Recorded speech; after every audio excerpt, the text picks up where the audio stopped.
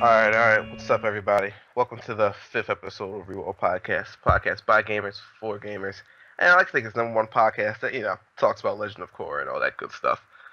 All And right, what guys. We were late on this podcast again. We apologize. Actually, no, this is the first time we've been late, but we want to stop doing that. Like we keep saying, but people getting married and whatnot kind of messes things up. Um, none of but us, yeah, none of us though. Just want to I don't preface. I don't know. I don't know. Soon, actually, hopefully not soon. But anyway, so as far as news, it's been a little lackluster as of late. But we're trying to pull some stuff together. We can talk about random bullshit. We'll find something. But I guess we'll start off with everyone's week. Michael, how's your week been? My week's been all right. I mean, work's been picking up quite a bit more, so I haven't had as much time for games. But I have been playing Secret World, Elder Scrolls with you, Victor. Sorry to spoil that, but I've also, for some reason, on my off time, been playing quite a bit of Saints Row the Third. I don't know why. I just saw it in my Steam library, and something in my head said hit play, and I did. And I didn't start a new game. I just loaded up the old one, and I just ran around killing cops for like 2 hours, and because I was bored and Little gratuitous violence. yeah, Did you yeah. now? Did you play Horde mode? No, Because I that did mode not. is awesome. No, I did not because Uh, you know, because I felt like playing something on the easy mode, so I just loaded up my character okay. with infinite ammo and just ran around and recruited a bunch of women wearing bikinis and shot cops in the face, and So the Sounds Saints American Row. Now, if you use the Gatmobile and shot someone out of his head, that's the American dream right there. hmm That's the best. Now, Victor and Miles, you guys played that game for a while, right? I remember you guys really getting into it. Yeah, Yeah, Saints Row we 3 was a lot of fun. we got it and beat it. Like, see, here's the thing: when it first came out, Skyrim came out the same week. So Miles and I pretty much vowed to get that game and beat it before Skyrim came out, and we beat it in a couple of days. At least Oh, I'm damn. not sure. I'm not sure if we beat it together a couple of days, but I know we both beat it. I And think, then we I played. think we did the ending separately, maybe. Yeah, we got pretty far, but we finished separately. And then Skyrim came out on 11/11/11. Can't forget that day. And we were still in high school, and they announced that Friday, school was out. So Miles and I Oh, went yeah. to midnight release. Oh I yeah, I forgot remember that about because that. my school wasn't out. Yeah, we were pretty much Ooh. bragging. I'm pretty sure I got 48 hours in the first weekend. That was so much. Midnight release, we had 2 TVs set up here with 2 Xboxes and Oh, just played yeah. all night. That Aw, was so much fun. So great. Being a Saints So Row, I only gripe with Saints Row because I really like the Saints Row series, even though I haven't played 4 yet. My only really gripe with it is it is a lot of different things you can do in Saints Row the Third. The only issue with it is that it's kind of, I don't know, it's kind of short. Every mission is different, but because of that, it's on the shorter side. And once you sort of do it, it's sort of just done. There's not really a whole lot of it's like, good job, here's some money. And then and then you just sort of drop back in the sandbox and you're like, okay, I nothing kind of changed. I kind of like that about Saints Row. That they're like, here's everything you can pretty much get. All right, play the game, beat it. Okay, that's cool. You beat it. Let's add some DLC. Because GTA 4, I don't know if you guys have played it or beaten it. That game was ridiculously long. You know what I mean? And Oh, I'm in the middle of playing That it. game takes Jeez. forever. literally, when they made GTA 5, they were like, we're not making it as long as 4. Like, I played 4, I went back, beat the DLC before I beat the main game. That's how bad it was.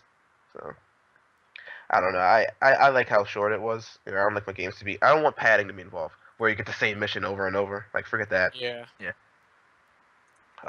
Mike, what do you think about ESO? I know we started playing that together. Yeah, I've been playing it for a little bit, and I was actually in the early beta. I really enjoy it. I just wish that the early game there was a bit more to sink your teeth into. Like, Yeah. I like how they got a lot of the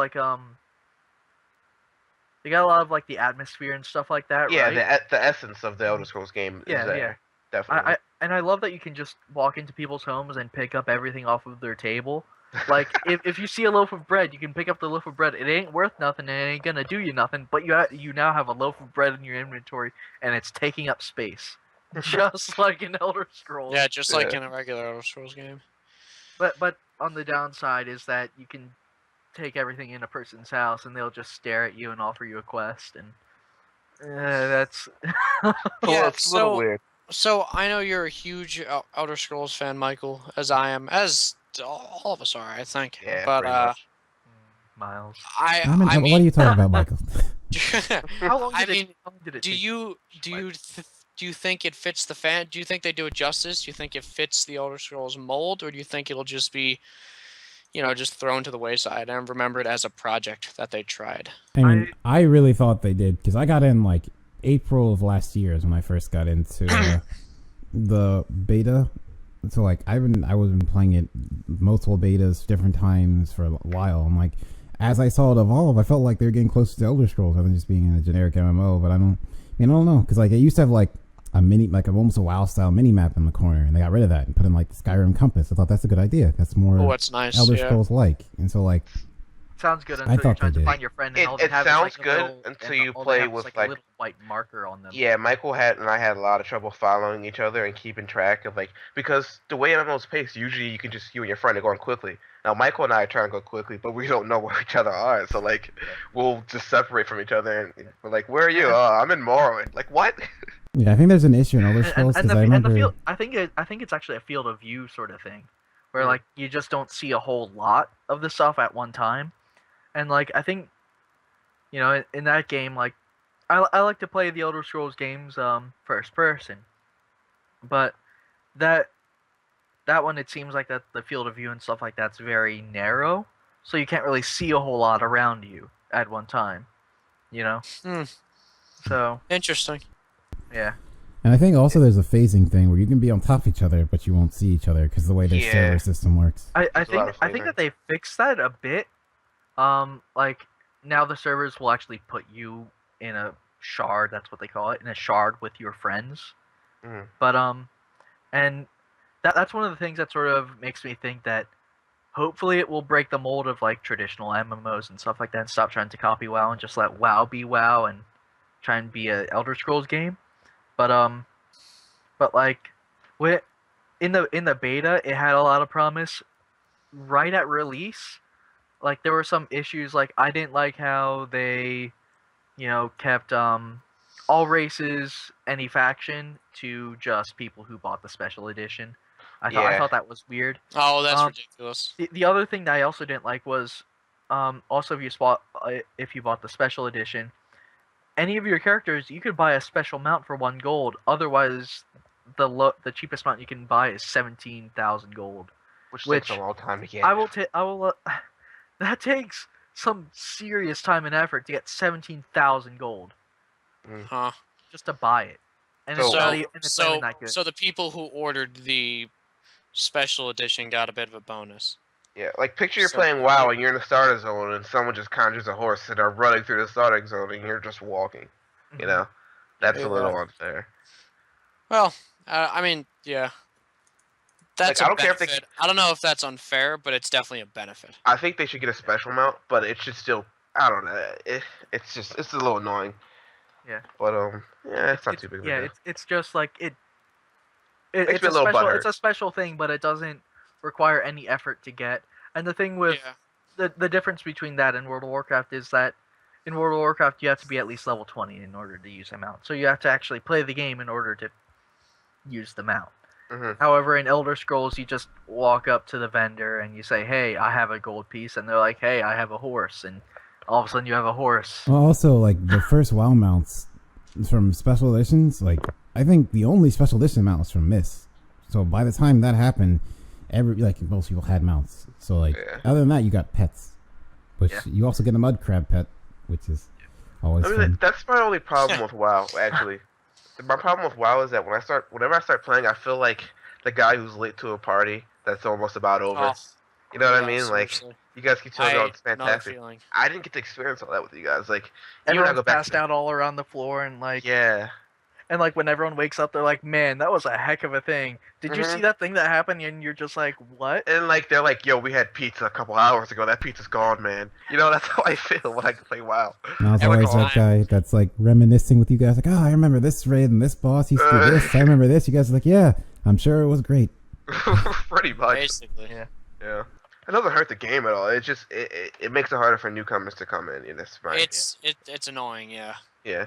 It's an issue with like that's really any like things like fandoms and stuff like that. Like if you're to just like try and jump into Doctor Who, let's say right now, and all of a sudden you jump into a forum and all of a sudden people are talking to you about the very first Doctor and like exterminate, and people are reminiscing about Cybermen that they're made of actual tin cans, and you're like, I just saw the latest season, and they're like, well, you're not a fan then, and it's like, oh. I can't stand that when people say you're not a fan. It's like, don't you want more people to join your fan base and not yell at them for trying to enjoy the thing that you love? People I don't know if your fan base flooded with casuals. Oh god. Actually, casuals. People want to be unique, but they don't want to try. So then they just keep everyone else out. Mm-hmm. So then they're like, well, I'm a fan, but you're not, because then I wouldn't be as cool because then you're also a fan too. Yeah. You know what? That makes me think of if this podcast ever goes like gets pretty good, it gets famous or whatnot. I want to get our own. You mean when it gets pretty good and famous? Okay. That's when it gets pretty good and famous, like Hedera Helix or just Hedera, when we're famous. I want to start like our own kind of group of guys that play video games together, like people that like want to be good and not just stick around. Like I want to win. I want to win Halo matches. I don't want to. I'm fine with that, right now. But all we have to do is film it. I'm fine with that, but the thing is, I'm not giving it a name. I don't know. I just dislike those like names for communities. Like the first one, one of the first ones I heard, like Man vs. Games Mankind. That sounds pretty cool, and it's pretty cool. Then everyone's like, oh, it's this and it's this and it's this. It's like, okay. You've brought that up so many times. That's such an interesting little pet peeve of yours. You're so butthurt about that. Yeah, you're really butthurt about that. Butt's really sore right now. Things. I dislike the community names because I think they're like first one's pretty cool because like Man vs. Games Mankind is really, I thought that was clever. Then everyone started doing it because I don't know if he was first, but he's one of the first I noticed, and everyone started doing it, and then they started getting cheesy. And I also dislike when someone subs to a channel, you stop everything, and then have to announce that they subbed and so it's going, thank you for your support, I appreciate it. Is this the gripe against Maximilian? Because that kind of bugs me too. Max's to me is fine because he just says thanks. He doesn't stop. Like a lot of people like Mandarin's game again, he'll stop what he's doing. And then now he added like this stupid filter that he does. Like I guess people can be like, I just hate it. Like it filters his voice for an echo, announces the person joined, stops, does like an animation, a fist pump, and then keeps going. Well, it's like I think we hit a soft spot. The one thing is that you sort of have to remember is that that's sort of like they're making money off of that. Like they're making like every subscription they make money off of, and that's a lot more money than they make off of every like. This person wants it. Yeah, I know. It's just I know, but I appreciate it more when people are like, people like Maximilian will stop mid-sentence he'll be talking about something important. He'll be like, I just did the other day. Oh, thanks for liking my channel. What was I talking about? Oh well, that kind of bugs me. So I don't know. It's just because I've always been thinking about stuff like if my stream ever gets to that point, like I would thank people for subbing because I appreciate it. But I don't want to have to just like drop everything, announce a sub, and then pick it up again. But that's I understand also. You act like that takes a couple minutes. I mean, it takes like 3 seconds. But when you're in the middle of like doing something or someone's watching the game and then you stop to do that, it's like I don't know. It's kind of counterproductive in my opinion. I don't know. Once we start getting people to subscribe to us, I guess that we'll have a more valid opinion on that. Yeah, we'll start yelling at people about things too. I just want to clarify, like. I still like Maximilian. I like Man vs. Games stream, and I watch them a lot. It's just a small pet peeve. I enjoy the streams. It's not like I don't like them. Yeah. I guess I'll start going on my week actually.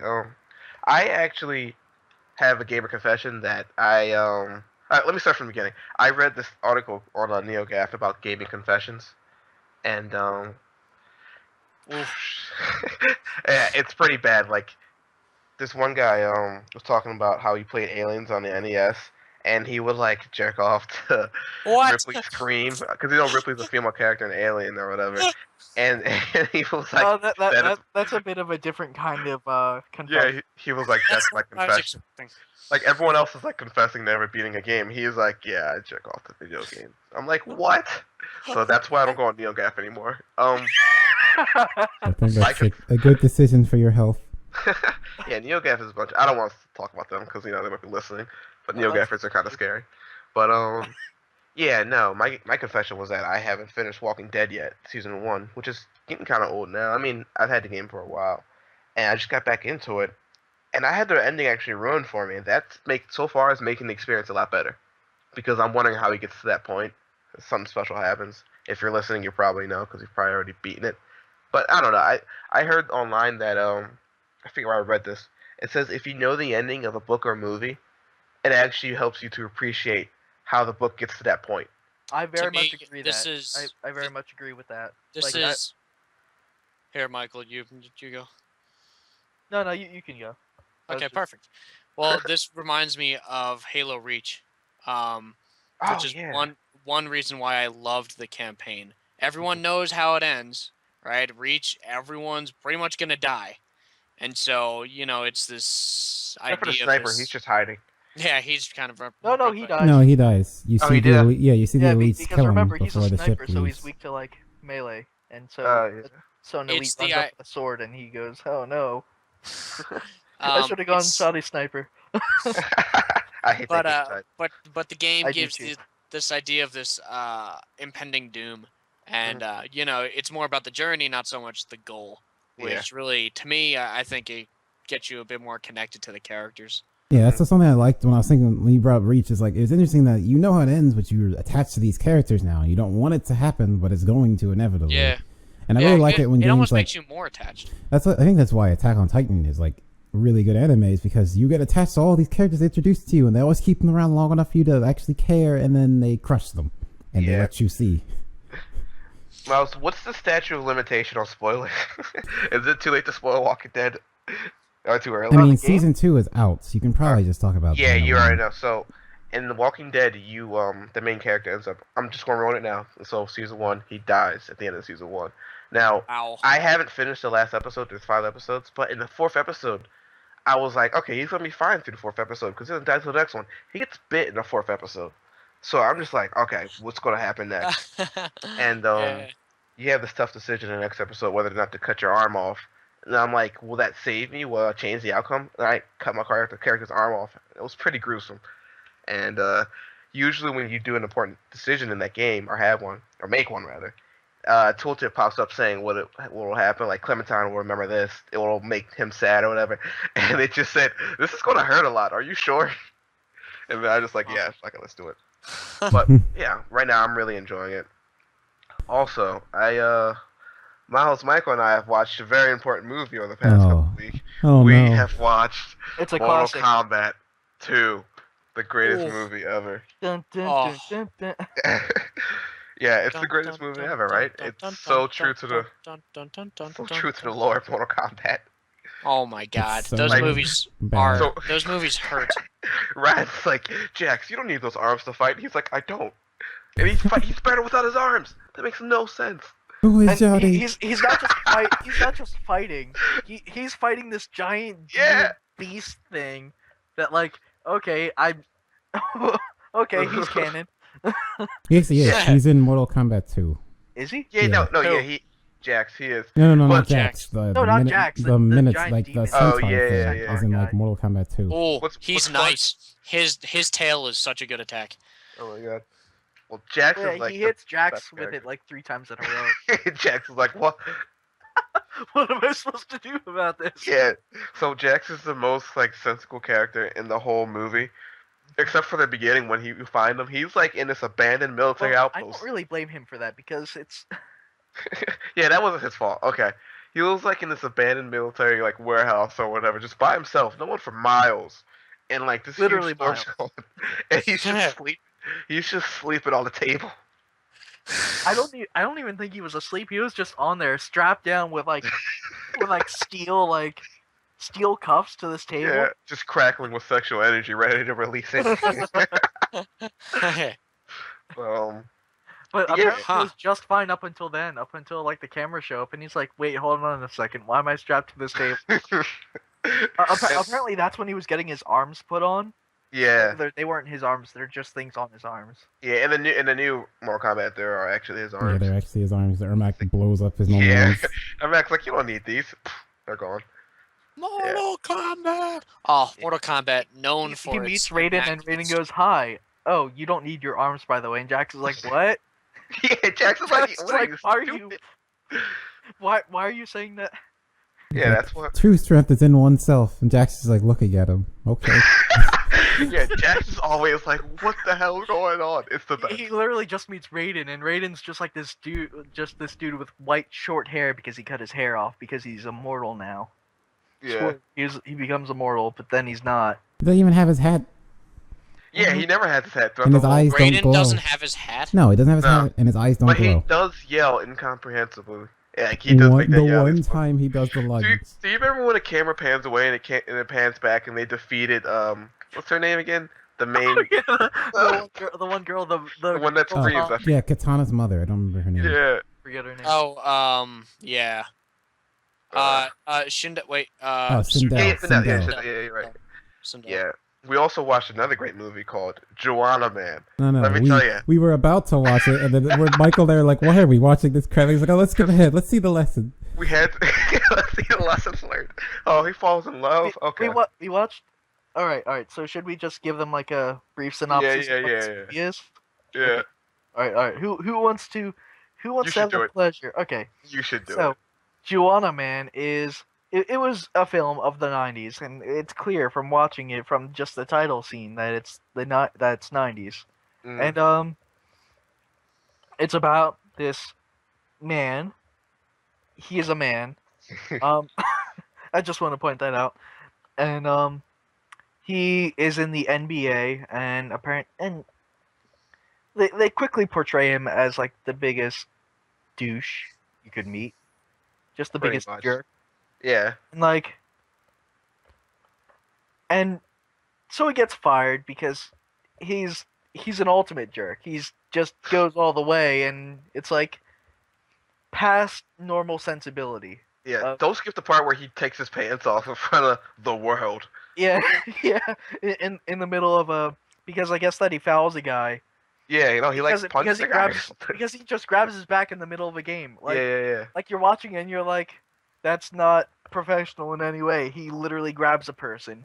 Mm-hmm. And so it's like a foul because he grabbed a man.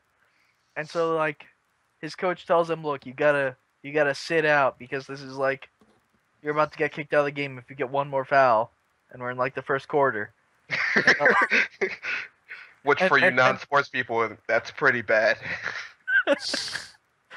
and so he gets mad and he starts stripping and he gets up on the table and he strips all the way and then he gets. Oh my god, this movie sounds. It's as dumb as it sounds. Yeah. Oh my god. And Enough like I of guess this. just to skip the end real quick, he can't be in the NBA anymore, so he watches this girls play basketball, and he's like, "Girls can play basketball. Let me join the WNBA." He's watching this 10-year-old. Yeah. What? So it makes him join he dresses up as a woman, and he joins the WNBA. But then he looks falls. like a pretty convincing woman. He looks more like a woman than he does a man. Yeah. Well, I guess we'll spare the viewers or the listeners. There's no viewers. I hope there's no viewers because I'm kind of naked. Spare the listeners. Okay. Of which one? All right. Before I end Confession time. So I saw RoboCop the past week, and that was pretty good. And Chris, you said you saw the original, right? Yeah, the original ones are freaking awesome and really violent. Mm-hmm. So this one's PG-13, so naturally it can't be as like bad as that one. The old ones were R. Yeah, old ones were R. Like, dude, man was getting like tortured with a shotgun.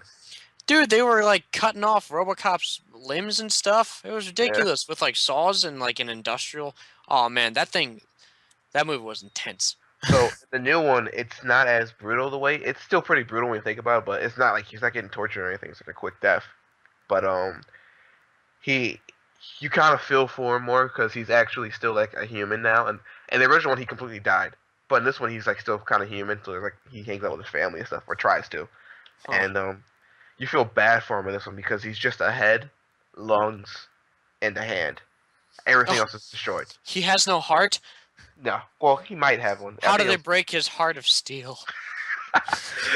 And he's just like, and like the character is kind of cool because he's like, I don't want to be RoboCop. I want to die. I don't want to do this. You know. Oh, that's kind of cool. It's a cool little effect on him.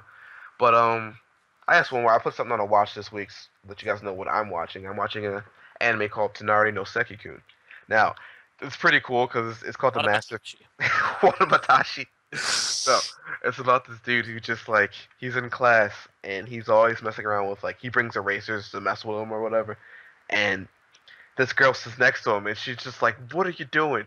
And he's like, "I don't know, I'm just making my own like little radio show back here or something," and like it's pretty awesome. It's a good show. I recommend it. What? And Wait, what kind of story was that? He does the craziest things in the back. Every episode is something different. So you're like, oh, what did this dude bring today? Like, What's Watamatashi doing today?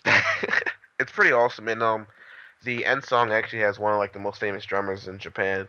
He does it using a bunch of toys, kids' toys. I'll link it to you guys later. It's pretty nice. I think Chris, you'll really appreciate it. Huh. Like, it's a pretty awesome drum roll. But I guess since I mentioned you, Chris, how was your week? Well, gaming, well, similar to Michael, work has also been intense, so unfortunately my gaming has slowed down. But Responsibility. that only means my brother's gaming has increased. Since he kind of works at home, and now I brought the consoles back home, my brothers have been all over it. So wait, is this the war-torn brother or the one that's like a both drinks coffee? both. Oh wow.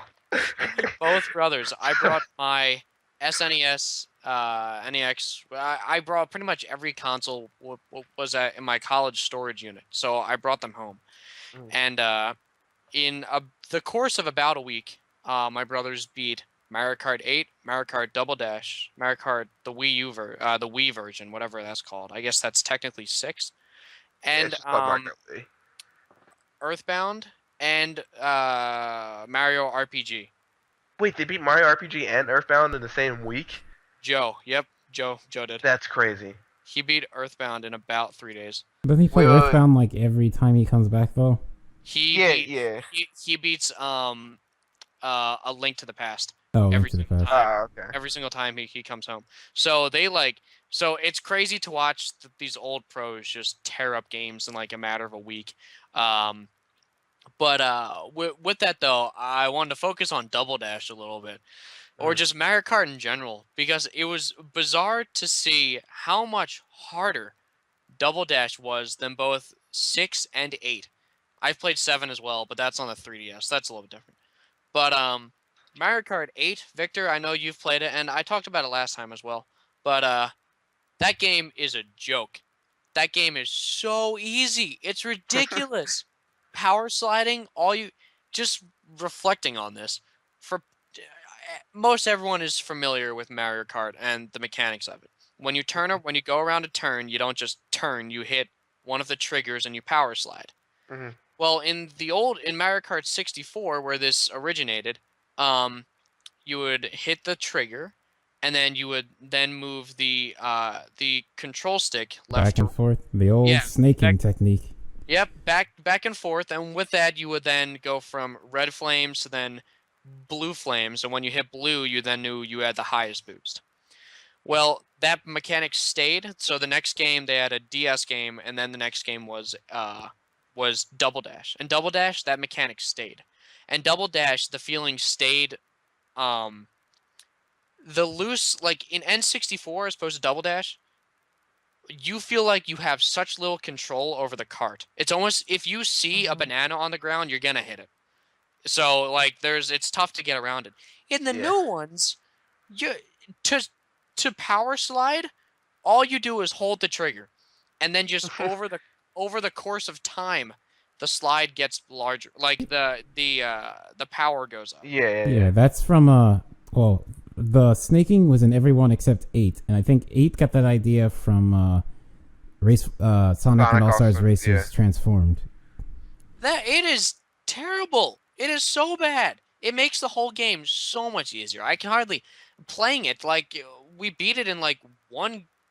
Pretty much like we played through it once, and we beat all of it. It was annoying because the game was so much fun. The weapons were really good. The whole upside down mechanic and everything was great.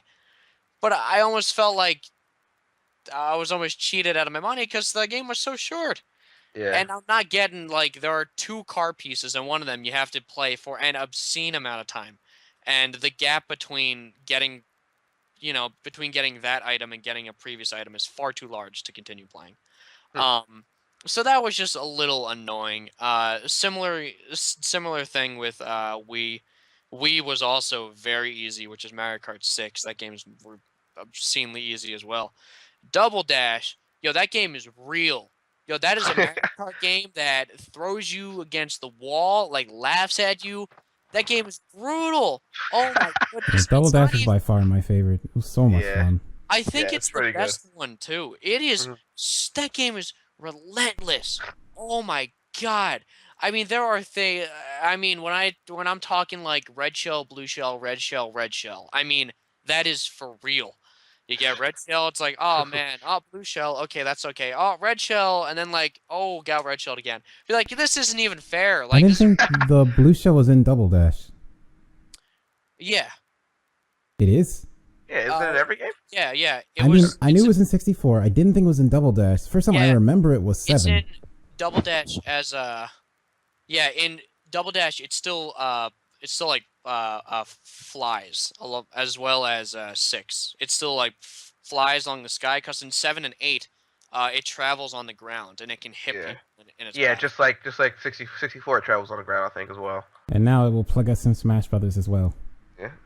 Well, yeah, oh my god. Oh my god, yeah. But in 64, you have a lower tendency to get hit while it's on the ground, but I feel like in 8, when it's on the ground, you have a higher chance of getting hit. I kind of like that. I like that everyone gets hit by it. It's not just solely for the first place. First. Yeah, it's like a couple other people can get hit by this. That whole idea was got annoying. It was so annoying to me. It's like, okay, I'm winning. I'm doing really well. Oh, here's a shell. Boom.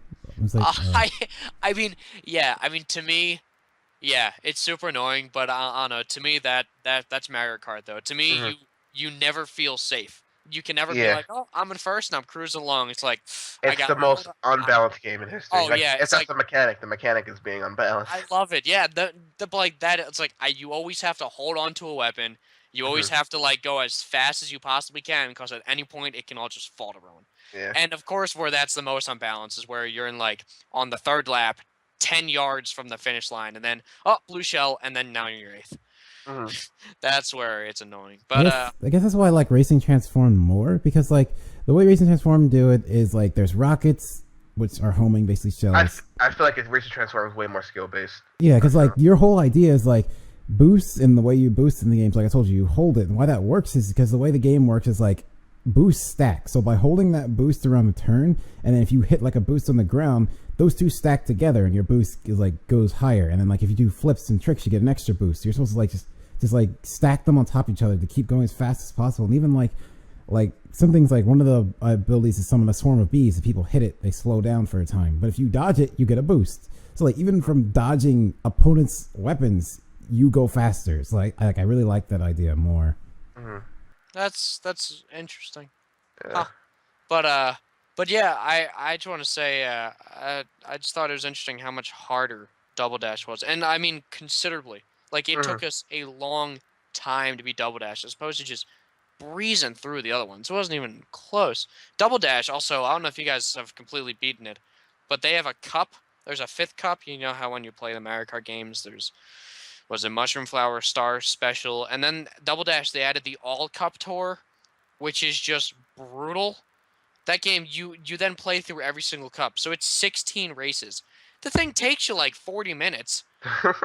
It takes so long, and then you can just come in second. You're like, oh, well, do it again. Well, you're not a casual, are you? Yeah, seriously. Oh, that is true. You don't want to be a filthy casual. At least it's not like Rock Band's endless set list. Oh my god, yeah, that takes doesn't it take like 10 hours? It takes forever. That's not even worth it. That's ridiculous. Yeah. Hey, the achievement, my friend. Achievement. Oh, you're talking to a. In there because. You're talking to a true achievement whore as well. Although I've packed.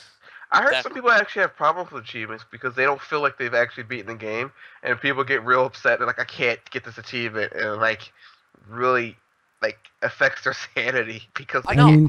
I kind of get pissed off. No, Yeah. like when I beat a game, I like finish the story, and then I get the achievements. And then like then there are some achievements that I just can't get, and then I feel for them. It's like, ugh, like I didn't beat the game. Like, the game isn't beat because I didn't get all of them. So, like, this is another one that one day I'll finish. I feel the same way. Because, like, it feels to me like certain achievements affect the way you play the game. Because, like, in Elder Scrolls, it's like, well, I need to do this, this, this, and this. Just going through the game. And it's like, oh, there's an achievement to do this. Okay, I need to take some time, go get that, and do this to get that. And then, like, now I need a second character to get this. And it's like... To me, that's replayability as well. Yeah, to me, Elder Scrolls does achievements correctly. I feel like, because they actually give, there are large quest lines associated with every achievement, not just like, oh, jump 7 times on the waterfall and like swing your sword backwards 3 times and then like, oh, you'll get a special thing. I hate those kinds of achievements. I think there is an achievement in Elder Scrolls for jumping off a waterfall. Victor, how about you shut up? I don't know about that. No, there definitely isn't. But like, I just hate stupid little. I don't know. I'm a fan of very story game-based achievements. And not the game that annoyed me the most, and the reason they did it is to get people to play. Assassin's Creed 2. Oh my god! Because you beat the whole game, you get 25%. It's like what? You gotta collect all those freaking feathers. Because your mom wants them to like make a coat. 100% the feathers, and don't even get me started with Assassin's Creed 1. All the flags.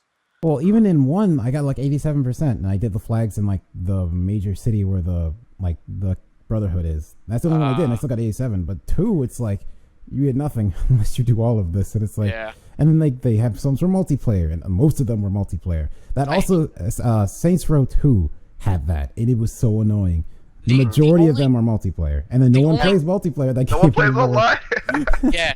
The only game that I enjoyed multiplayer achievements for was Halo 3. Halo 3 was the only one where I was like, "Ooh, multiplayer achievements." Because you do something cool. You're like, you kill like 3 guys with a plasma grenade. And you're like, oh, achievement, great. I don't know. Maybe that's just me being biased because I loved it so much because it's just the same. But I feel like multiplayer was such a big necessity. You know, it's such more of Halo 3 maybe was multiplayer than the campaign, as opposed to like you guys were saying, like Saints Row 3. What like? No, it was Saints Row 2. 2, okay. It's like, no one plays multiplayer, so it's just infuriating. When they went to 3, because no one played 2 online, they took it out and just did co-op, which is what they should have had. Oh, that's nice. But anyway, that was my week. Just Mario Kart. I'm seeing my brothers just annihilate video games. Oh, yeah. Before I go to Miles, you're going to go up next. I want to talk about, Chris, are you looking forward to our like super mega comic book store run on Sunday? I'm putting that on watch. We're definitely going to talk about whatever we buy on Sunday. I'm going to drop all the money. I might spend like $100. We'll see. I'm just ready. I was like, pay Miles back or buy comics. I'm sorry, Miles. I'm sorry. I should hopefully be there also buying comics. Yeah, it's going to be great. We have to play the, what's the arcade? Oh, they have X-Men there, I think. I think they might have Street Fighter as well. They might have Third Strike. We gotta beat the X-Men. Bring all the quarters. We're bringing all the quarters. Teenage Mutant Ninja Turtles arcade. Do they have that there? No, I don't think they have. That'd be great. They have that. We can check. We'll check. We'll check it out. But yeah, we're gonna be looking forward to that. I'm putting that on watch as well. We're gonna get some. I want to get the rest of the Punisher Max probably because I started reading that and that's dope. Punisher Max. I gotta try to get a new 52 of something. I don't know. I have to try to keep up to date. I'm looking to get stuff on. I don't know. I want to get Martian Manhunter something because he's the man. I'm in love with that guy. I love how his persona on Earth is black. That makes me like him a lot more. Oh, definitely. No, definitely. He's freaking awesome. Yeah. I don't know. I've explained this to Victor, but when I first fell in love with Martian Manhunter, was in the Justice League Cartoon Network show. Do you guys remember this? Yeah, that's where I started liking the character. Yep. I remember I saw him the first time I saw him. I didn't even know who he was. Him and like the Green Lantern, I think, were sneaking in somewhere, and the Green Lantern was like, what are we gonna do? I'm useless at times. And Martian Manhunter was like, oh, I got this. And he turned invisible. He snuck up behind this guard. He put his hand through the guard, and then turned visible again. So like. Basically, he punched through him and killed him. But, like, it was so cool. Like, his way to kill the guard was so sneaky and deadly and gross. But it was really neat. So, you know, I'm looking forward to reading a bit more into him. Yeah. I think my favorite superhero might be Deadpool. I mean, I gotta start reading into it, but just the way him and Cable, like, bug each other. Like, Deadpool just likes to dick around and, like, mess with Cable, who's another X-Men character. It's pretty awesome. Deadpool's comics, I feel like, they're just some of the most fun to read. Yeah. Because everything's just, breaking the wall. It's pretty sweet. Yeah. Miles, what have you been up to? Well, hey, so my week has been interesting. I got some more streaming in, although not much because International is still going on. But I played Tales of Xillia, about 8 hours of that. I've been playing on stream. Oh my god! I'll continue that. That was all one day. Game. I kept playing as a stupid girl who didn't know how to fight. It was terrible. Well, she knew how to fight. No, she knew, but then later And she then loses she her lost powers the and she spirits, and then can't, she can't do anything. Like, Yeah. so that game is it gets so much in. Okay, so when you get the linking system, what's really cool about that is certain characters, when you put two spells together, or you use an ability, so like I kind of want to. Okay, so I want to pick up my PlayStation 3 controller here to make the explanation. Oh my god. Okay, so like holding the controller now. So I'm pretty sure it's circle. So you hit circle and then you hit up hit up. Circle and up is a command that'll let you do one of your abilities. So you're just hitting X, up, down, left, right. All do different, like almost like you're playing a fighting game. Almost like, so I'm hitting up and X. I'm like launching them in the air, and then if I'm linked to someone else, I'm hitting up and X. They'll also keep launching them, and then I can hit down, pull them back on the ground. I have one of my abilities. I can hit them off the ground because like the other, it's not a D-pad. The other analog stick, the right one, you can put shortcuts on that. So like I can have shortcuts to just hit it instead of hitting a button with it. And then like when you link up and you max your link meter, you can like use an ability. And what the hell does linking up mean? So the D-pad, you can hit up, down, left or right. Hit up, you unlink. If you hit right or left, you actually put those two characters and they fight together. So they'll run next to you, and what you're hitting, the other character's doing the same thing. Or sometimes you can set it so they'll try and use their spells or arts, as they call them. They'll try and use that more. And like that's why, like, if you play 4-player, each person controls an individual character, but you can't link. Yeah, that game's, I like to call it fake multiplayer. It is multiplayer, but I feel like the way it plays will be better if you just played single player. Yeah, because like I have a friend at college who like he wanted to play a Tales game with me. He's like, we're not going to play Xillia because like playing Xillia multiplayer, you lose an ability. Although you could still link two characters, you just can't link all of them. But I think other Tales games, you could play multiplayer and still do that. Interesting. But like, what's really cool is like when that meter's max and you link and use a special, because you have a chart of like which this special works for this plus this ability this character has will give you this, and then like they group up and they do a group special like attack together, and like I think you have like 5 little notches. Each notch you can do it once and it keeps building. Once you get to the top and you empty it all the way down, you can just go from one to the next and just keep doing specials over and over and over again until it falls out. And the two main characters have like the most together, but also in the middle of it, you can use the D-pad to switch to another character, do another special.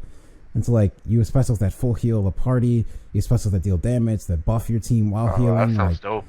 There's a lot going on there. That game's a lot of fun. And it's an RPG, so it's a lot of story building or experiencing stuff as it goes along. So I think you forgot something. It's a JRPG. Yeah, it's a JRPG, so it's a lot of fun. Like it reminds me of Xenoblade to an extent, because like, you know, it's more live action, you're more doing combat and stuff, but the linking system is different and the way you do in commands is different, so that's like pretty cool. Because like Xenoblade, the way that happens is I'm trying to remember, but I know is that I forget how you do it, but you basically initiate a combo where all the characters attack together. But what you want to do is each of your arts in Xenoblade, funny enough, they're called the same thing. Each of them in Xenoblade is like a certain color, so you need to do ones of the same color, and they stack up and they deal additional damage as you keep going around. And so even at the end, I'll do a bunch of different ones. And like another thing is like on bosses in Xenoblade, like bosses can't be staggered unless you're in that state. And I remember one of the abilities of I can't remember his name, but one of the character's abilities called Wild Down. So basically he's a tank character, and he like stabs them with his weapon and they go down. When they're downed, you have to use another ability that then stuns them, and then you can keep going. And so it's like I don't know. I love it when there's that extra detail there. So that's mostly been my week is that. I've also played Curse of Noxramas a bit, and we'll talk about that later. And how's that international? Yeah, I was about to go there. The international was it was good. I mean, it was a very well put on event. It was very well broadcasted, and it was like very refreshing to see it because like after last year. But only problem I have with it is sniff. No, They didn't invite him because there was no way he was getting invited. Of course, he does deserve to go. Yeah, so they didn't invite him. We won't go into that. But so the only issue I had was the way the format was is 8 teams don't even play at the main event. They drop out, so you're missing some chances of like, there's some very good games in group stages, but like a lot of those teams didn't get to play at the main event. So that's unfortunate. And then at the main event itself, the final was very anticlimactic because basically what ended up happening is the 2 teams that got to the main event had very similar strategies. I'm pretty sure they scrimmed against each other a lot, so they knew what each other wanted to play. So they picked the same heroes because there's 107 heroes. About 10 of them were played in the full grand final. That's a best of 5. So they picked the same heroes over and over again, and then each game was about 16 minutes. When a good game short. Yeah, a good game of Dota is maybe 16 minutes. Yeah. Yeah. A good game of Dota 2 is maybe about 40, 50 minutes, and that's early. Like that's an early win. Yeah, that's so like crazy. for the grand, like the final match was 16 minutes, and they GG'd out, and it's like, hey, we won, and it's like that. Okay. Was that as lackluster as at EVO where Magneto just kept casting repulsion on Hagar? I mean, kind of. Sucked. It kind of is, but almost differently, because instead of doing this, like if Magneto just brought him in and just demolished him, and then Hagar just quit.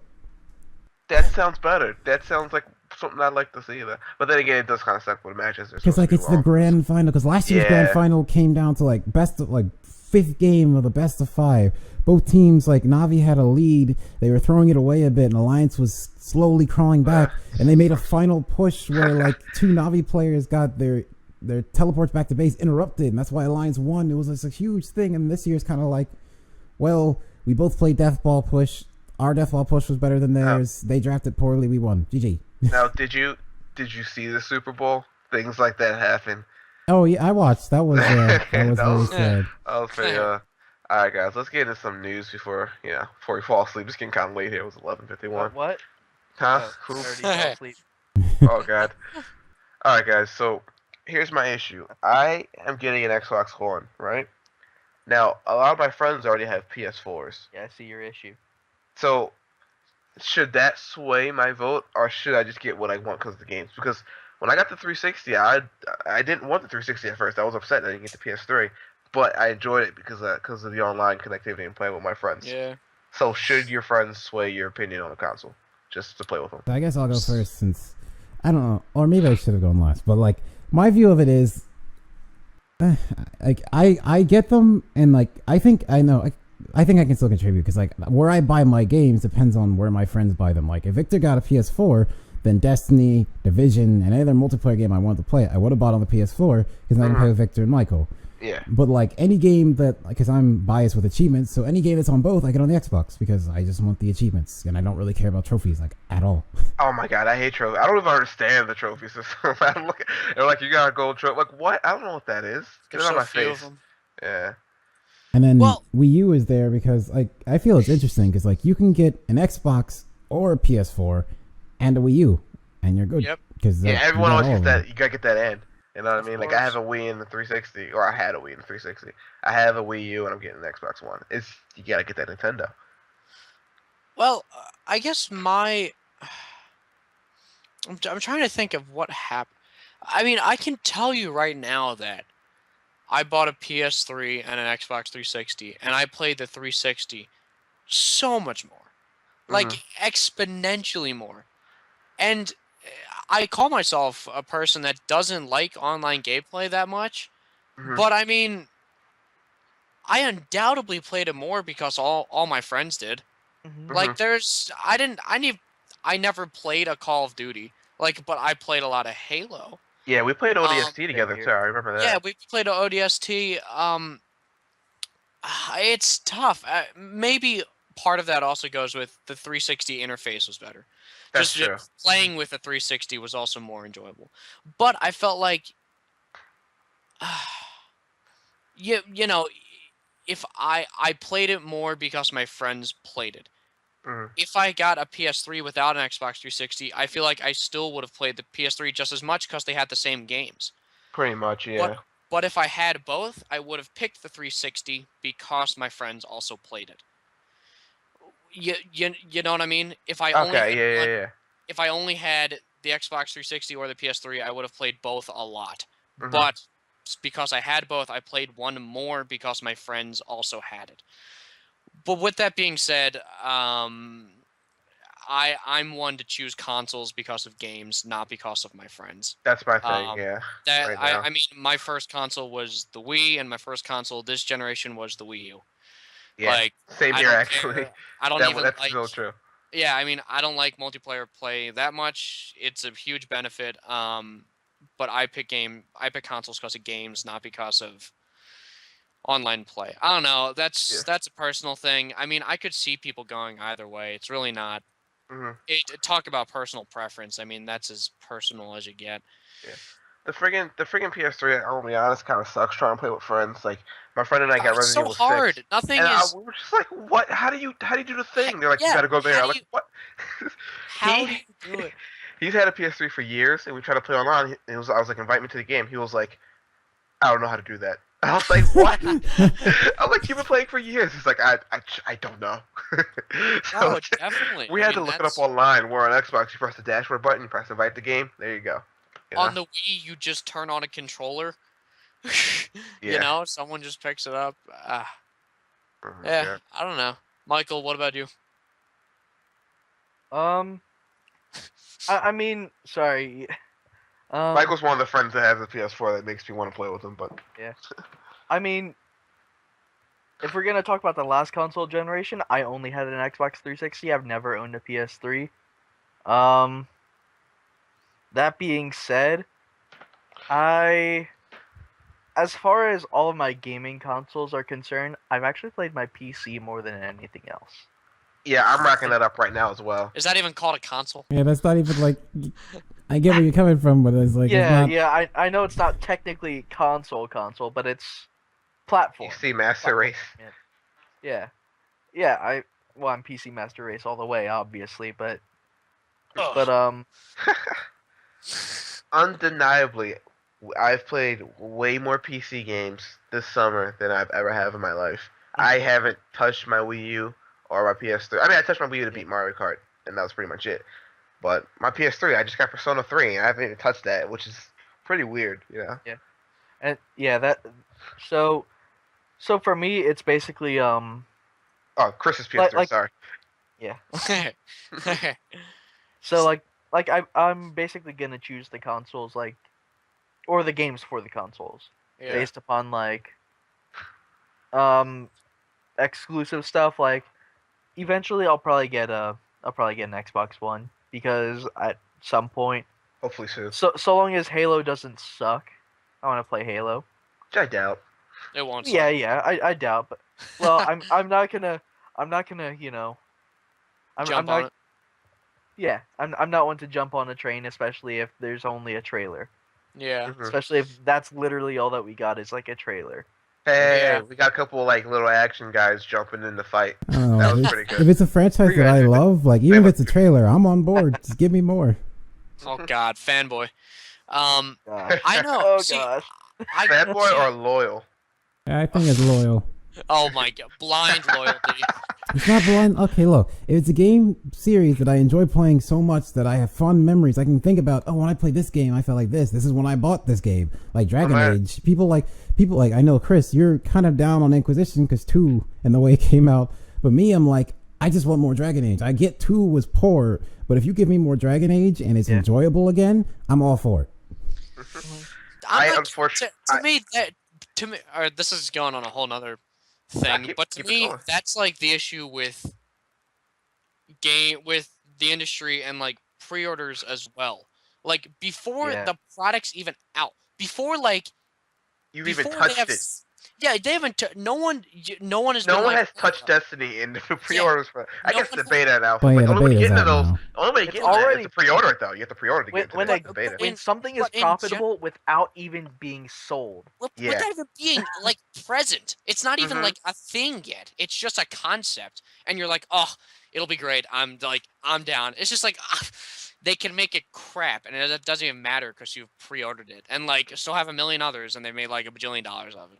Yeah. It's just I don't know. To me, that's just pre-orders and blind loyalty to gaming is why. there's a factor where you trust the developer though, because if I hear the Roots is making another album or the next album's coming out, I'm gonna pre-order that. You know what I mean? Because I trust they're gonna make good content. You know, so some of it's kind of trust. I mean, that's me with like Nintendo too. I mean, Exactly. I too am guilty of this. The Wii U was when it came out, people were like, the Wii U was bad. Don't buy it. It has no games. So I was like, you're all wrong. I'm gonna buy it anyway. I knew one game that was coming. Yeah. Although I am gonna say one thing, Nintendo and music, as you guys brought up, both like a band will generally always sound like itself, so you can always trust that they're gonna not the gorilla. sound. I don't think music's comparable. I think that's another. Yeah. Yeah. And Nintendo, you can always trust that Nintendo is gonna make a Mario game and a Zelda game, and also a Mario difference Kart game and stuff like that. And the difference, a new album is $10, a new game is $60. Yeah. And also, not every time a band sounds the same. Because like my band, I really like the Swedish band Hammerfall that does like metal, but it's more like D&D style and like flavored. Then they made one album was about like zombies and infection. It's like I didn't buy it because like, that's not what I like.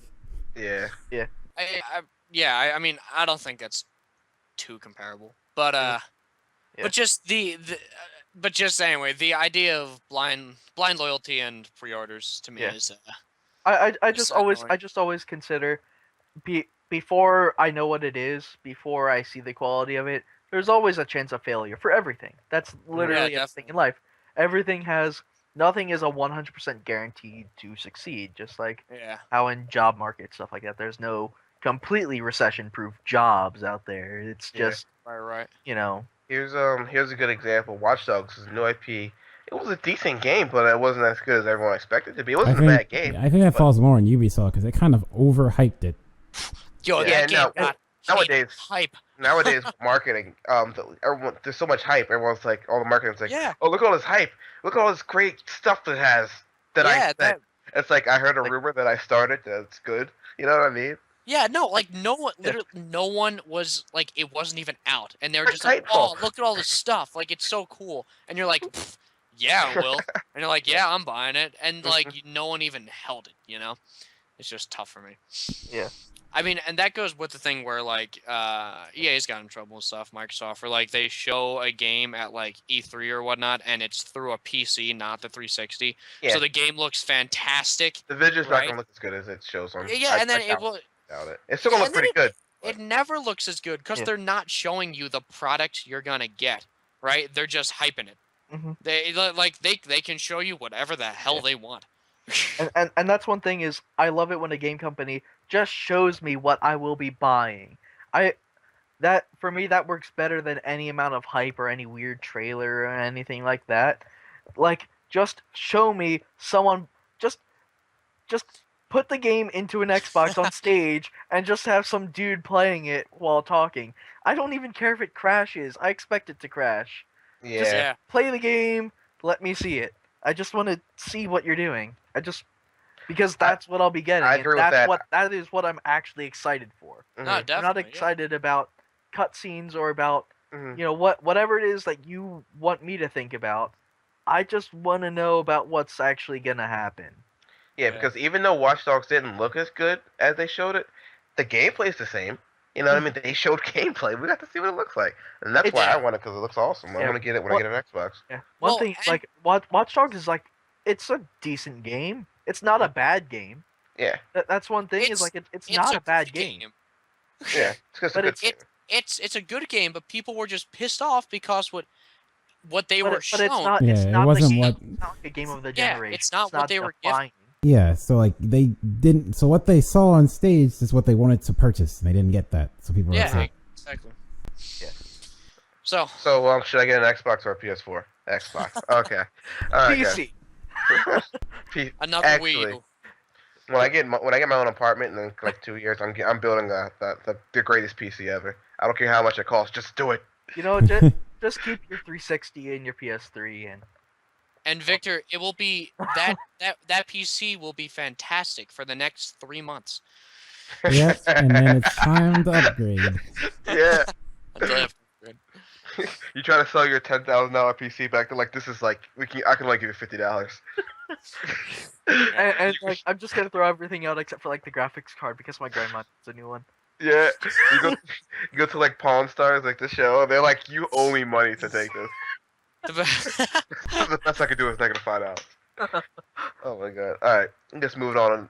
Next on the docket is Microsoft is cutting 18,000 employees.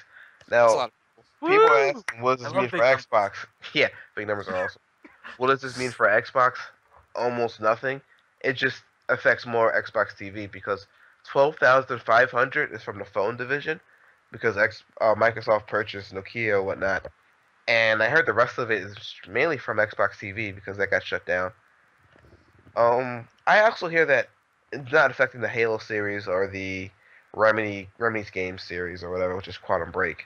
I don't know. What do you guys feel? You guys think it's going to affect it or? Well, Probably I not. forgot Xbox TV was even a thing. So, So Yeah, did I. so I no had one- no idea.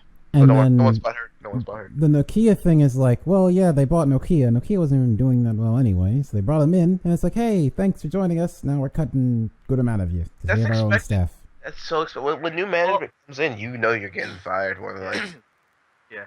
I mean the one thing is like whenever you merge companies like that, there's always gonna be because you can't have two people doing the same job hmm because only one person has to do the job. Only one person has to shuffle papers.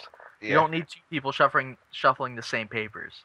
You Mhm. know. Yeah. And the thing is like a lot of those people could very well be like Microsoft employees because the thing is like there is quite a few like Microsoft does their whole phone thing and they could be like letting go of some of their own Yeah. like Windows phones are they the least popular of the smartphones? I think that they Oh, are. Yeah, they're the I least don't- popular, unfortunately. I don't want to say yay or Unfortunately. nay, but It I was- own it and I love mine. It's iOS, then Android, then Windows. the thing No, it is Android is number one. Android's the most popular, really? Yeah. More It's- popular? it's the most you have to open, consider and then you how can many have- of them there are. Yeah, there's so many because you don't need to be like you have to be an iPhone to have iOS. While Android, you can just be a phone and ask Google, "Can we run your thing?" Oh yeah, sure. I agree with that. I have an Android. I love it, but around my campus, so just from what I've seen, I don't know the numbers. I've seen way more iPhones than Android devices. Well, that's because you're on a college campus with a bunch of rich kids. Okay, yeah. I mean that it's just a very select group. I mean, if you go to like Detroit, right, you're gonna see like if there's a smartphone, it's gonna be an Android, not a freaking iPhone. Yeah. I don't know. Just That like is true. regular people. Like my roommate had an Android before he had an iPhone because his Android was cheaper.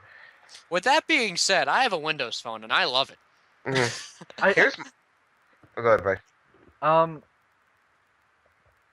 Microsoft has had issues from what I can tell with like just trying to do phones and trying to do stuff like that. Like they had the Zune out and they had Kin and stuff like that, and I just feel like that they didn't back it completely or they didn't market it properly. Their marketing always suffers.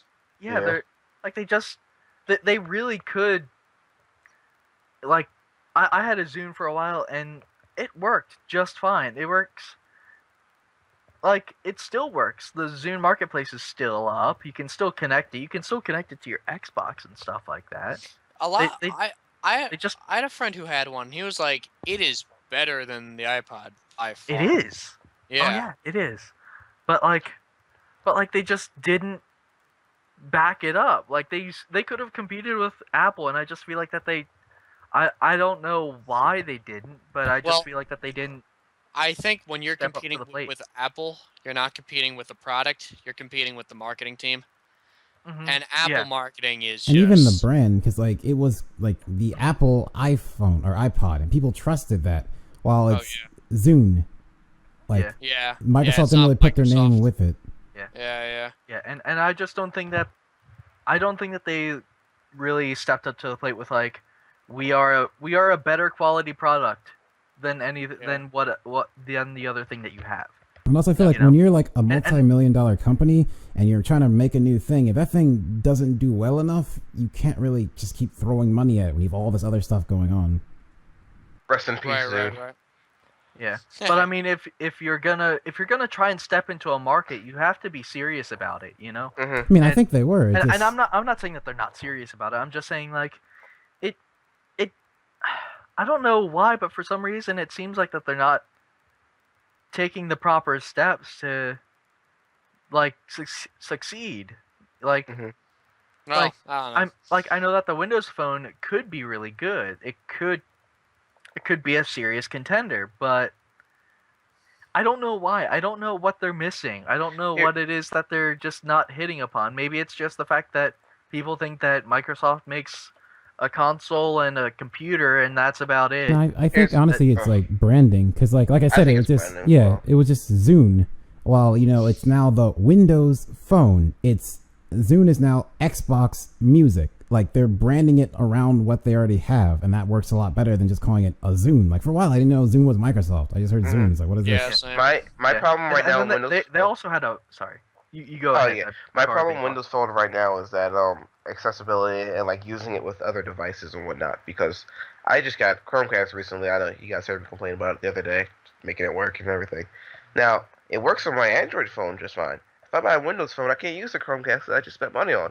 You know what I mean? That's my gripe. My biggest gripe is similar. The App Store sucks. For instance, I want an app for my bank. I want to be able to easily check my balance. I use TD Bank, huge bank. There's an app for Android and an app for iPhone. There's no app for Windows Phone. That is annoying. Yeah, that was another thing with like Zune, and also like Zune didn't have. It was really bad marketplace. It wasn't a marketplace. It was buy music and that's about it. Yeah. They didn't have the app market at all.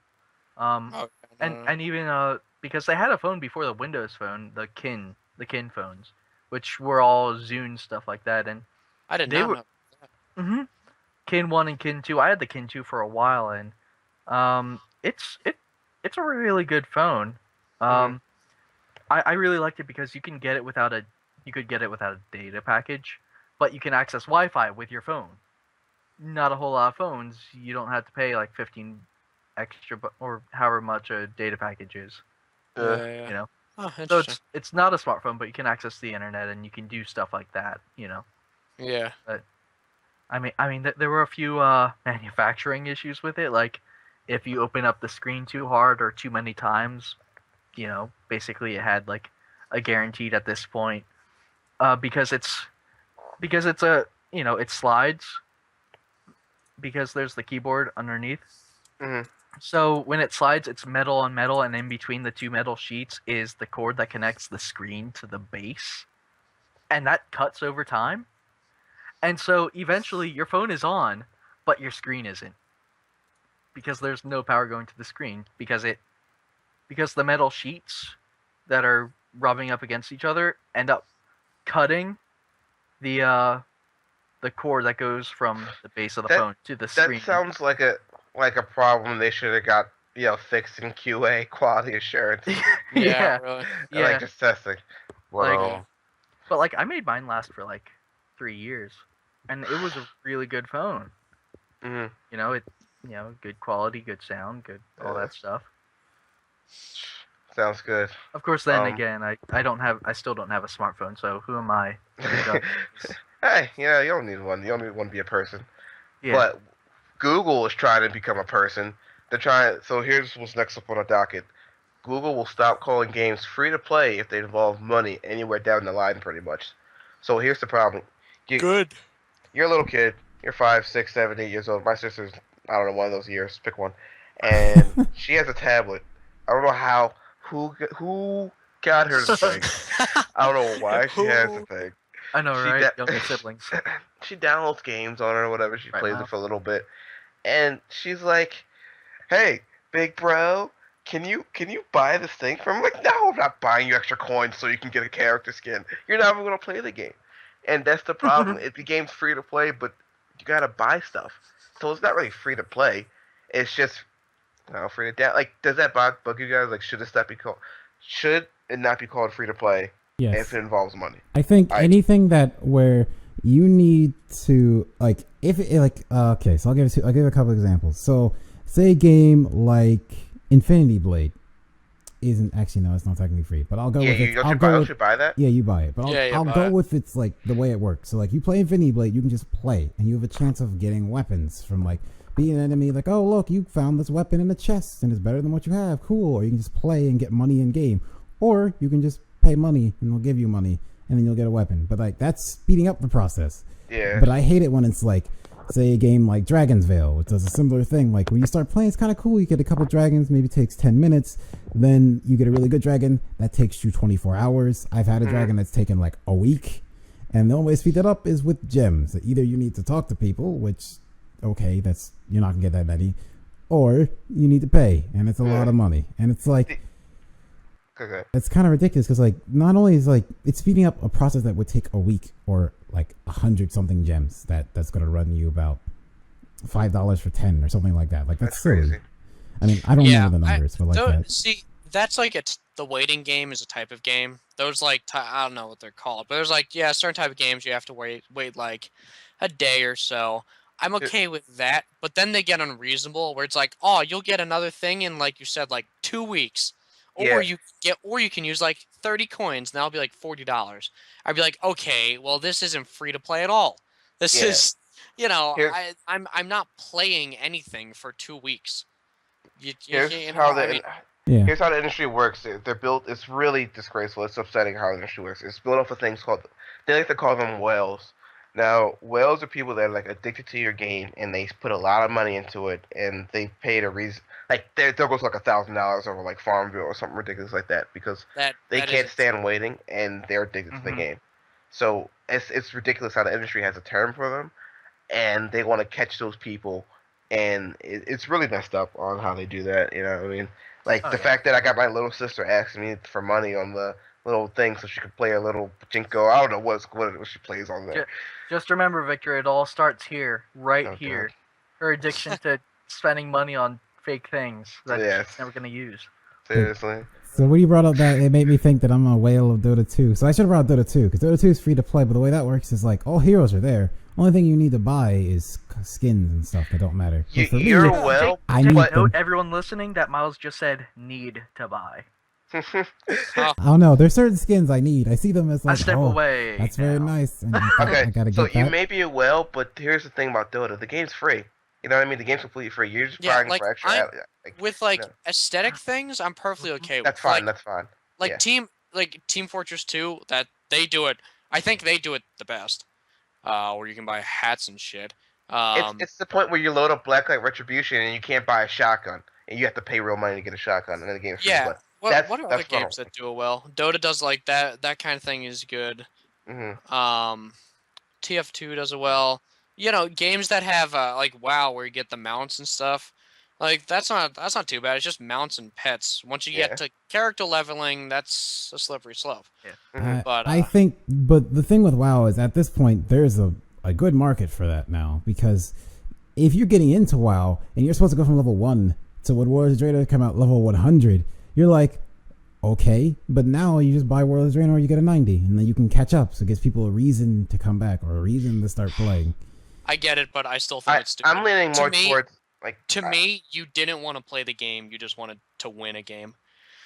But I mean that's tough for me. I guess I see it differently because I used to raid and stuff. So I'm used to the idea. Like when I play an MMO now, this is the way I always go in now. It's just because I raided so long. MMO does not start for me until the end game. Everything else is there, and I appreciate it as I go through it. But the real game, and I know what I'm looking for, is what can I do when I'm max level? What raid is there? What dungeons are there? What is the content like? Yeah, and that's different. And that's different from person to person. What do you want out of your experience? Like you guys obviously know how I play MMOs. I value the journey more than the end game. That's why I reroll often. Well, you value half the journey. I really like to see. Victor values the first eighth. Yeah, pretty much. No, I like to see the different areas and like the different starting zones and like how different classes play. You know what I mean? I'm similar. I like working my way up to something. I don't know. That's just different. I'm one where, you know, instead of like getting into an MMO, I really like the story in games and stuff like that. Like I can tell you so much of the lore of World of Warcraft, just because like that's really what interests me. That's Yeah. and I think that's why I haven't really liked the last 2 expansions because yeah, Mist was lore heavy, but it's not building off of what you already know. It's just building. They're and it's trying to like make new things. and it's like a you know the entire island, it's a metaphor for the lore as well. It's just like, oh look, clouds rolled away and look, new story. Well, the Just the like thing it was there the entire first time, two- you just didn't know about it. I was like, okay, the first sure, two the first 2 expansions had such a crutch with Warcraft 3. I mean, you know, those were just building off of. But the thing is I started playing World of Warcraft before I played Warcraft, so I got into those and I started like, I was like, I want to be a night elf druid. I made a night elf druid. This is cool. Who are the other night elves? Malfurion, Stormrage. All right, that guy looks cool. And then after a while, it's like, do you even know Malfurion, Stormrage? I don't think you know Malfurion, Stormrage. I know Malfurion, Stormrage. So what about Bro He's a Bear boss. Mantle? Bro, he's a cool guy. I'll give you that. He's a cool guy. But did he cause an entire continent to have massive hurricanes because Tyrande got kidnapped? No, he didn't cause all of Kalimdor to be swallowed up by Oh floods. god, and my head tornadoes. hurts. I don't know all this lore. I feel bad. I don't know. Bro See, did this- Helzarian when he was a gladiator. Yeah. Oh god. Now let's talk about Tyrion. Yeah, now let's talk about Put your face Watamote. in the lights. But What's your Makoto, face I mean, in the really. light? Bum, bum, bum, bum, bum, bum. Oh, that's awesome. Handle it. Oh, speaking of handle it, Handle it. Curse of Naxxramas. Now, Miles, you're gonna take this one. That Alright, was our so- smoothest Blizzard game. transition. Until ever. Chris said something. So Curse of Naxxramas.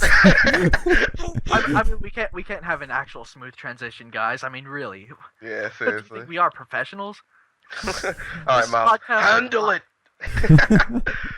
So it's a new expansion for Hearthstone, so that's a bunch of new cards. We're not gonna go in detail, but like most of the cards are Death Rattle, and like I have some ideas. I'll bring those up in a bit for like some really Oh, cool God. decks using some of the new cards. Some of these cards are like busted. Like there's one Lotheb, 5 for a 5/5. You put him down, and your enemy's spells cost 5 more next turn. So that mage is gonna Pyroblast you on turn 10? Nope. You're gonna play Deathwing? Oh no, Deathwing's not a spell. So you can't do that. Can't Flame Strike. Like that's like ridiculous. Like that's like game breaking. You want to cast a You spell? talking about that? you can makes only me cast hungry the for some spell. reason. Although, granted, if you've ever fought Lotheb, which me and Miles have, Like it It fits makes so sense. well.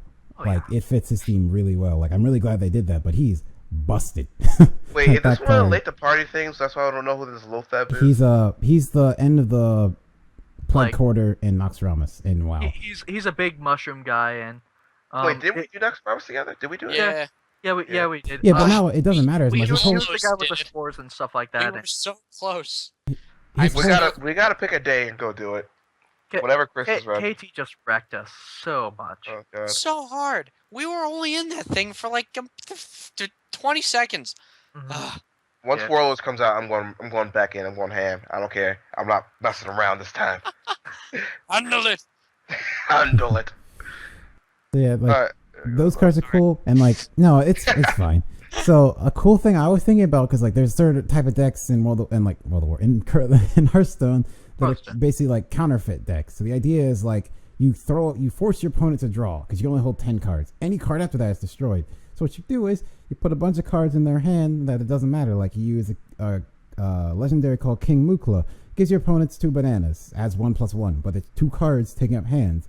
Kolag Oracle makes both players draw 2 cards. So I thought Also- as like you can do a druid deck with naturalize. So like you keep stuffing their hand with cards, naturalize, you destroy a minion, but then your opponent draws 2 cards and it costs 1 mana. So you force them with cards, they play a big minion, you kill it, and you kill 2 cards. I'm getting really hungry. And like there's That's kind of nice. I didn't realize that was the benefit of the banana thing. yeah.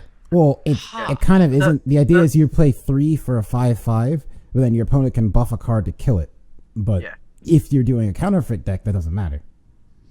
Okay. Yeah, but the long term of that is because every deck is only 30 cards. Once you pull all of your cards, every turn after that you instead take damage, Right. Um, ongoing, and the damage increases for every turn, which is why you want them to pull all their cards and waste them all. Yeah. You know, because otherwise you're just stuffing their hands with cards, and they're like, well, now I have much more to choose from. But that's the point, is to make them lose their entire decks. That way they start taking fatigue damage. And also, there's a new 4/4 they made that it's like 3 for a 4/4, which is like the most powerful 3-drop. And like the idea of it is, yeah, it's really strong, but when it dies, your opponent draws a card. That's his death rattle. But you know, in a counterfeit deck, you want that. So like that's gonna be like, there's so many things I could see that are just like really cool ideas coming out of this, which I'm excited about. Because Hearthstone to me was like going slowly down, because like when we talked about free to play, like I was gonna try and do a segue, because to me Hearthstone doesn't feel free to play anymore. Once you get into a point where like, oh, my deck's pretty good, but you know what? Hell no. I don't have any legendaries. And the thing about Hearthstone is, if you put one legendary in your deck because it's slightly better than what you have already, and it's a terrible legendary otherwise and doesn't go with your deck, you will queue against people that have like 5, and they're all the perfect ones they need, and they will destroy you. I noticed that once I took my legendary out, I started winning way more often. But so far, every Blizzard game is kind of, I'm sorry, I'm going on a little tangent here, but every Blizzard game has been like my gateway drug. Miles, if you remember a couple of years ago, I was like, I hate MMOs. I will never play one. Michael, how many MMOs have I purchased in the past like 2 months? I got like Guild Wars 2, Secret World, or not the past 2 months, but I purchased Guild Wars 2, Secret World, ESO, a WoW expansions up the ass. And then I was like, we keep playing Vindictus. I was like, Miles, keep playing. You put it down for a couple months, you come back, and it's great. Let's not forget what's that one? DCUO. Yeah. You love DCUO because oh my God. You just keep re-rolling in that. We gotta go back and re-roll one day. I think DCO is the only MMO that like, once I got to the end game, so it was like, not that I don't know. DCO to me, like, it was all right. The story was interesting. Then I got to the end game, and it's like, now you need a grind for this item, but it's like you don't get drops, and it's like, nah, I'm good. Also, what I want to say? Yeah, Miles. Remember, I was like, I will never play a card game. I hate card games. This game, when Hearthstone comes, I was like, I love card games. Now you need to start playing Yu-Gi-Oh. And then now I'm joining a Magic club when I go back to school. Oh, classic. Keep it classic. Okay, I'll give you a deal. If you get the Magic, like the new version that came out on Steam, I'll get it and I'll play it with you. On Steam? Man, I should get that before I start buying the actual deck. Ooh, okay. I'll do that. If you guys get it, I'll do that. Alright, cool. I'd be willing to do that. Ooh, nice. How many people can play Magic at one time? I think you can do 4. Oh, Reroll Wars. Alright, well, yeah, I guess next up on our docket. Wait, hold on. Before we go, I forgot I meant to do it sooner. So, like, if you're listening to this, and hopefully you'll listen to it soon and not a couple weeks, because right now, if you do Hearthstone, you'll get the first wing for free. I don't know. I forget how long that deal lasts. It might be the whole month. It might just be this week. But the first wing is free. So you owe it to yourself to launch it. Get the first wing for free. Try it out. It's interesting. The characters say different things when you use certain abilities. They taunt you and stuff. It's fun and enjoyable. So otherwise, it's going to set you $25 for all 5. You get the first one free. It only costs you $20. Or it's going to cost you, and that goes down depending on how many you have. Or it's going to cost you $7 for each wing, or 700 gold. And gold in Hearthstone is oh my God, it's ridiculous.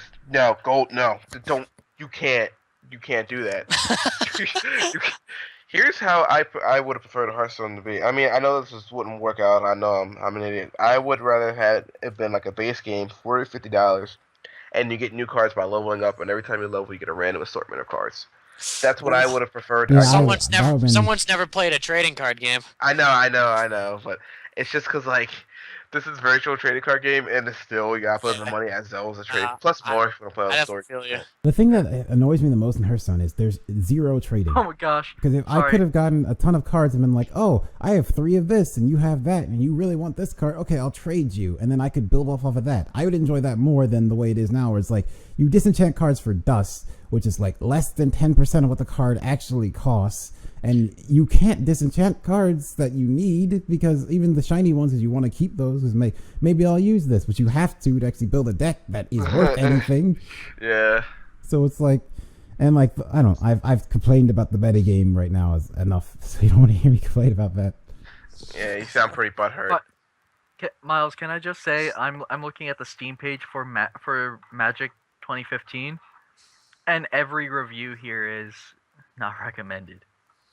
Okay, I don't want to risk I know it. for a fact I'm in not Magic sure you have why. to buy packs. I'm pretty sure that these are just a bunch of Magic nerds. Wait. invading this. Do you remember the Defiance guy who had like 900 hours? And he was like, I don't recommend it. I don't. I mean, the most hours scored by someone on here is 32 hours. So I don't know how accurate. Chris, did we ever tell you that? Yeah, I remember you guys telling me that. Mhm. He's like, Oh, gosh. he's played an obscene amount of time, and he's like, I don't recommend anyone go through this. Oh, also speaking of virtual trading card games, Konami's actually making like PC Yu-Gi-Oh game. Oh, Finally. really? Yeah. Wasn't that guy at the store butthurt about Konami, Mouse? What?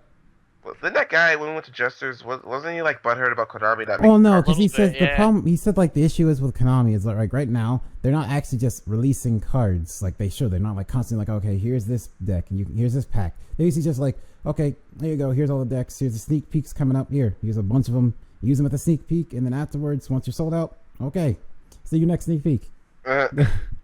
So that's like, because like people want to come and buy the cards, but if you're not giving us cards to sell, what are we supposed to do? Yeah, I get what you mean. Well, By the way, this guy has 800 hours in. Defiance. 800 hours. Oh my God, he's my hero. Does not recommend it.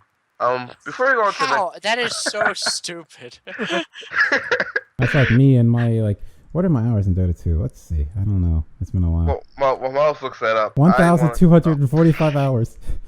Hey, Not well, half of that's recommended. watching stuff. Not half of that, probably like a little bit of it. A little, maybe 100 Yeah. over all the internationals. What I wanted to say. Yeah, so I actually played the Defiance beta on a 360. Let me tell you, I wouldn't recommend it. It was pretty bad. It's coming from a man who does not have 800 hours into the game. Yeah, I learned after like 10, 15 hours in the game.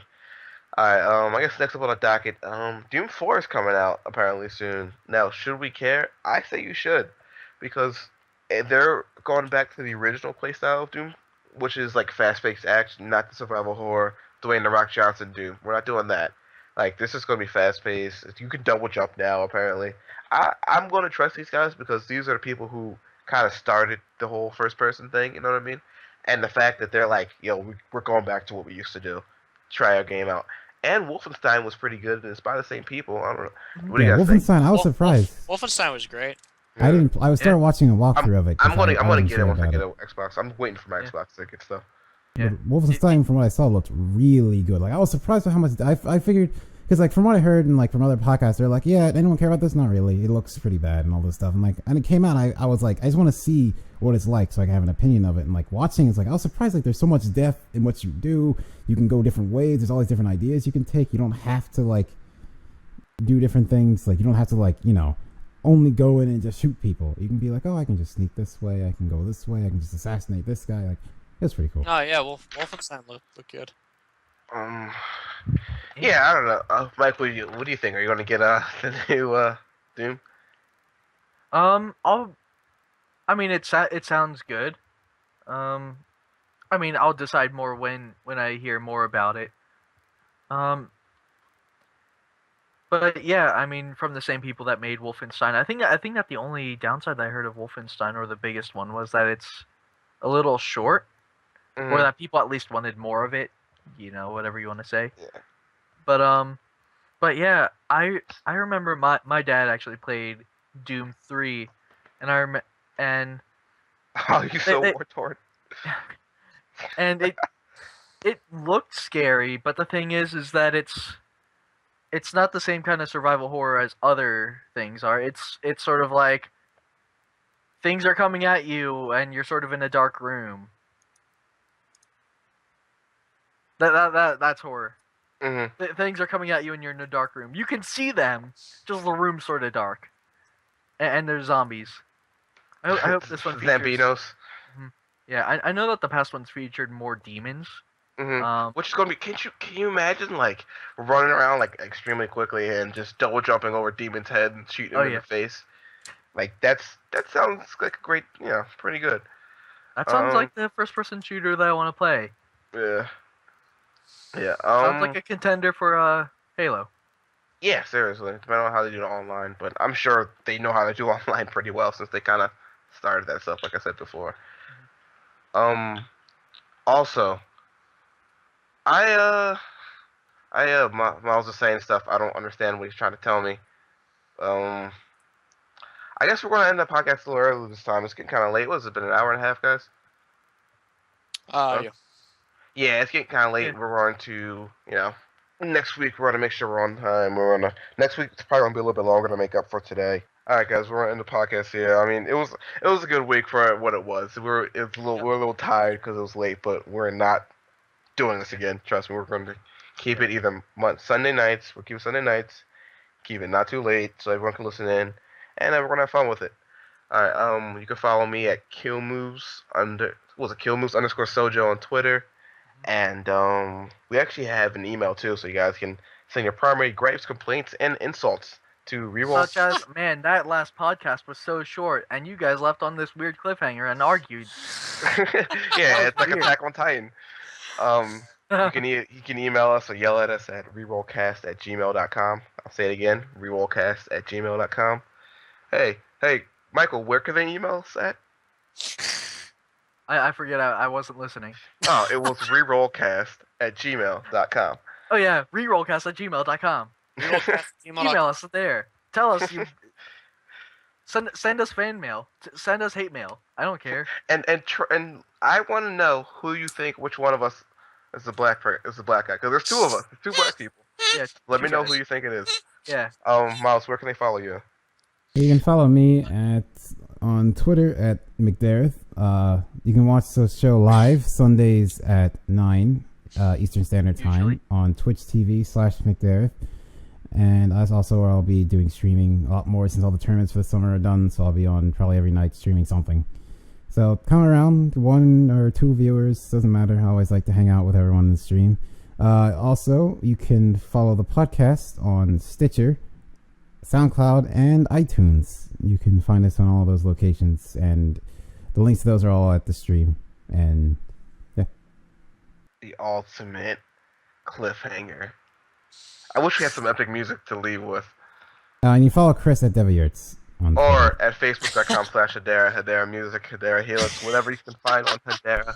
It's a band. Oh, have we told them about the Facebook page? Oh wait, I don't Is know. that even ready? Did you guys know that we have a Facebook page? Oh god. It's the Reroll Podcast.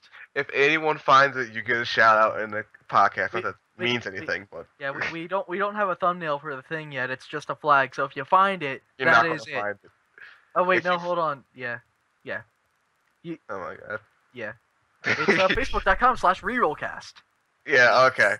All right. Thanks, guys. Those of you Thanks who for want to listening. find. Good night.